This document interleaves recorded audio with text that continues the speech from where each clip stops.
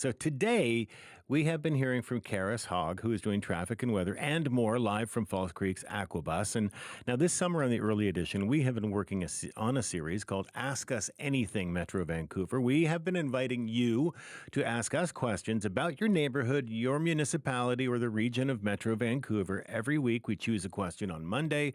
We do some digging, and then we give you the best answer we can come up with by Friday. And these questions, they're kind of things you can't Google. They're more complicated than that, and they do take a little bit of research. So this week's question comes from a Vancouver resident, Gzowski. Why doesn't the city clean up False Creek, or at least stop boats from dumping their raw sewage into False Creek? Which is a perfectly valid question. Now, that is Gzowski, and joining us in studio right now is our Gzowski intern. Emma Jean is with us, and we have tasked her and our own Karis Hogg to get to the bottom of Gita's question this week. Good morning to you, Emma Jean. Good morning. So Gita says that False Creek is dirty. It seems to me we've known that for a while, but just how dirty is it? Well, it's a great question and not one with a simple answer. It's no wonder that Gita wasn't able to find out on her own, and she tried. She's a dragon boat racer. False Creek has been the training ground for her team, which is also Vancouver's first queer women's dragon boat team for many years. Mm-hmm. I met up with Sisters in Sync on the creek to find out what they've been seeing on the water. As a coach, I'm often telling people to get their fists wet because it's important. Part of the technique of dragon boating is to get their fists in the water and be pulling their paddles through the water. And they don't like doing that, and what ends up happening, though, is their paddles come up too high and they end up splashing each other. And so it's, catch-22 with you either do it right and get wet or do it wrong and get wet. Either way, it's hazardous to everybody's health. We've actually had paddlers end up in the hospital because they've been out on a canoe, capsizing and having to get back in the water, and they've ended up with horrific infections and being in hospital. So it's disgusting water up there, it really is. A few weeks ago, BC's largest Dragon Boat Festival took place. There was over 2,000 paddlers from around the world. And instead of saying, "Welcome to our beautiful city," we were saying, "We're sorry. Here's a bottle of hand sanitizer. Do not let any of the water touch any of you." My gosh. I know, right? Vancouver Coastal Health confirmed that there are regularly high levels of E. coli and other toxins in the water, especially after heavy rainfall. It can be harmful for the human beings who use it, not to mention the incredible breadth of marine life that call False Creek home. Okay. And I think I know why this happens, especially after a rainfall, and it has to do with Vancouver's old sewer system and, pretty much poop. Yeah, you're right. It's poop, Stephen. Mm-hmm. The city of Vancouver has older sewage systems, some of over 100 years old, and that means that many have rain and waste using the same pipes. Yeah. When there are massive amounts of rainfall, these systems overflow and the excess flows into bodies of water like False Creek. Not ideal. There's also sewage from private vessels in False Creek, and city measures that allow boats to get rid of their sewage instead of dumping it in the water aren't always followed. Another factor is the wildlife around False Creek. Goose and dog feces aren't exactly a dream for human hygiene. Okay. So what is being done then to try to fix all of this? Well, the city's pledged to convert all sewage systems in the city so that rain and sewage pipes are separate. This would prevent sewage overflow from entering False Creek, since there would be no sewage to overflow. Mm-hmm. The problem is that this project isn't projected to be complete until 2050, and it may not account for some aspects of climate change. This is Zeta Schneider, the director of the advocacy group False Creek Friends, who called me from his wood-furnished houseboat docked in the creek. The city is spending this big wad of money to separate the two systems. The problem is they've now discovered is that as sea level rise makes False Creek higher and higher and higher, that the storm sewers won't naturally just flow into the creek. They'll back up. And so it may be that they have to do like what the city of Richmond does, which puts in pumping stations. And if that's true, then the whole plan of separating the sewers may need to be re-engineered. As you can hear, the new sewage systems would still need to adapt and work in a changing climate. And I know that the sewer separation project has been a really, really long-term project, like a 50-year project. And so still, though, a long way off until things get completed. In the meantime, what happens? Well, this is where things get complicated. The city isn't the only body responsible for False Creek. Are you strapped in? Sure. Okay. Okay, so along with the Musqueam, Squamish, and Tsleil-Waututh nations in the city of Vancouver, here's a list of some of the other stakeholders. the District of Metro Vancouver, Vancouver Coastal Health, the Canadian Coast Guard, Transport Canada, Vancouver Police, the Port of Vancouver, Environment Canada, Fisheries and Oceans Canada, the BC Ministry of Health and Climate Change Strategy. The list goes on. So there's a lot of fingers in this coastal pie, and it's hard for one group to legally do much about it. Vancouver City Councillor Brian Montague told us that some of these groups are currently putting their heads together to see if one group can legally get enough leeway to take action. Depending on the problem that you have in False Creek, it could be the city's responsibility, it could be the provincial government's responsibility, it could be the federal government's responsibility, or it could be a combination of all three. Maybe it's a case of the city stepping up and kind of taking that responsibility over from another jurisdiction. So we weren't able to verify if that's legally possible, but it's something being considered. If that hurdle can be cleared, there could be a lot more potential solutions for cleaning False Creek. Okay. And what are some of those potential solutions? Well, one being led right now by the Tsleil-Waututh Nation, along with the City of Vancouver, is the Burrard Inlet Water Quality Objectives. It's led by Indigenous knowledge to manage water quality and protect the ecosystems that call False Creek home. Here's Gabriel George, the director of the Tsleil-Waututh Nation Treaty Lands and Resources Department and a member of the Tsleil-Waututh Nation. The people, the land, the water, the animals, it's all interconnected.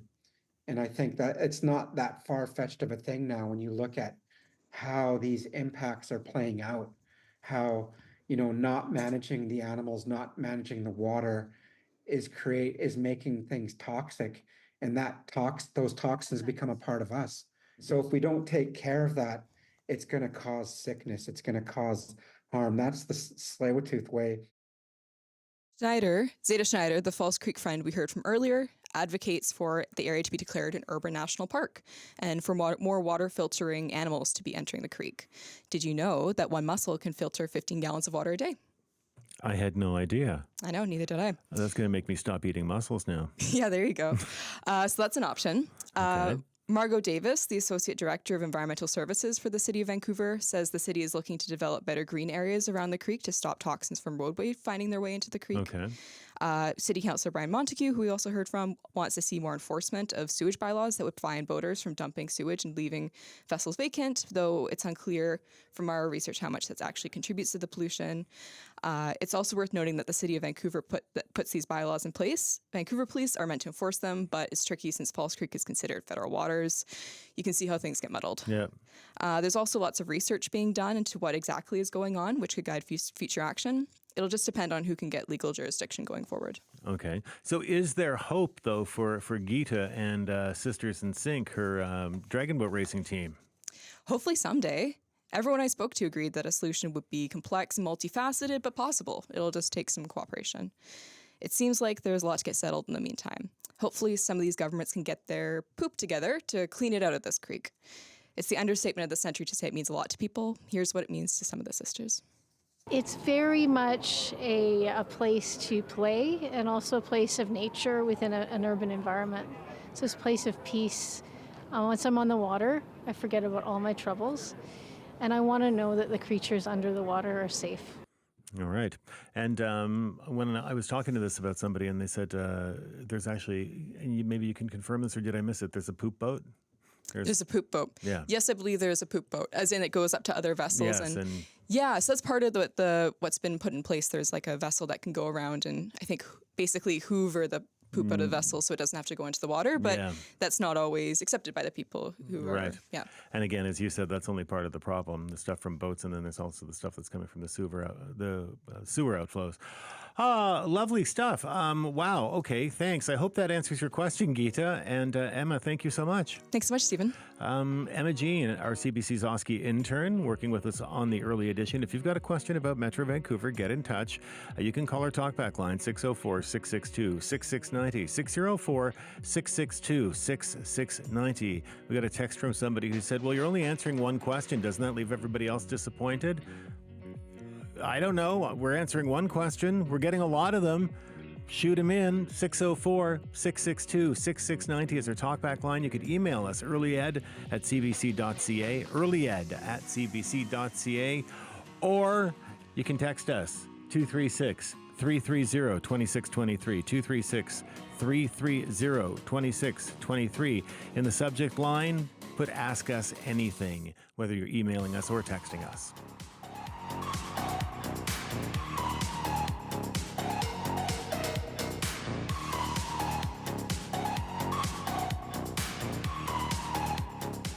And speaking of False Creek, that is where we find Karis Hogg with traffic and weather. Good morning to you, my friend. Good morning, Stephen. Ahoy from the high seas, or maybe just the low waves of the tidal inlet. You keep changing your outfit. You are now yes, I am. I do have a few costume changes. It's a pirate I got very shirt. excited when I knew that I was going to be on a boat on an Aquabus, and so I had to go look through my entire tickle trunk of boating outfits, and so now I'm wearing a pirate outfit. Very nice. And you've got somebody with you there, have you? Yes, that's right. I have a new captain of the boat here. I have Ken. Here's Ken captaining this Aquabus. And Ken is, I'm a fan of my pirate outfit right now, but Ken has an incredible shirt on. Ken, can you tell us actually what is on your Hawaiian style shirt? Because it's not just the flowers and the mountains, like a kind of a typical Hawaiian shirt in blues and yellows and reds. And good morning, Vancouver. On my shirt is one of our Aquabuses. It's one of our small bus 6. It's red. It has our trademark rainbow around the outside of the boat, which all the Aquabus have.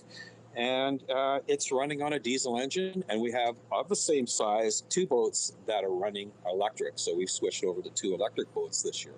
Yeah, I was talking to Jeff about that actually earlier, Jeff, who started Aquabus almost 40 years ago. So what do you like about, here you are captaining, we're not driving the boat, we're captaining the boat, right? We are captaining a boat. Okay. And so what do you like about this job? I like being outside. I've been with you this morning for a little bit, waking up in the sunshine. I'm a morning person. This creek, this False Creek area, it never looks the same, and I never get tired of being out on the boat, looking out the sights and the sounds of False Creek. Now, today is obviously just poster perfect. You couldn't get a better sunny summer day this morning. But what about when you're doing this job in the depths of Vancouver winter? What is that like? Well, one of the great things we have on these boats is heaters. We're out here, we're dressed for the weather. The cold is not an issue out here in the winter. Usually the only problem that I'm having is wet ropes. So when it's raining out here, it gets a little chilly on the hands. Our company supplies us with hand heaters, those little hot shot warmers for your boots and your hands, which makes it really nice. They treat us really well. But in the winter, when it's dark out here, it's just like Christmas. The lights are on in the apartment buildings, and there's so many people that come out here just to ride the boats to see the lights as an attraction. So what is it like on those dark mornings when you come out here? Do you see the lights come on? What is that like? Copy. Oh, so you are also doing a job here, yes. Do you need to talk to somebody right now other than me? And it's interesting. And first thing in the morning, the lights are starting to come on in the morning. It's when we're first starting here at 6 o'clock or 6:30 in the morning at pitch black. It's pretty dark out here, but the odd lights are on. And there's people up at 2 o'clock in the morning, 3 o'clock in the morning, and whatever time they're waking up for whatever reason. But by the time heading out to work, all the lights are on. And during the December and January months, all the Christmas lights are out on the patios. And it's just beautiful out here. And you know what's been fun as we've been touring up and down here this morning is we've been waving to people on the side, people that are just sort of on False Creek hanging out. Are there regulars that just chill out and wave to you, or, do you have regular customers that use this as a commuter boat? Oh, we have regular customers that use this as a commuter boat year round.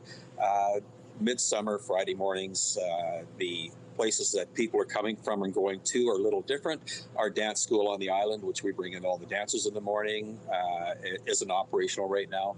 But funny you should ask. There's a gentleman who's a group of people that we see on a daily basis who will sit on the side on the seawall, and we have a little chat.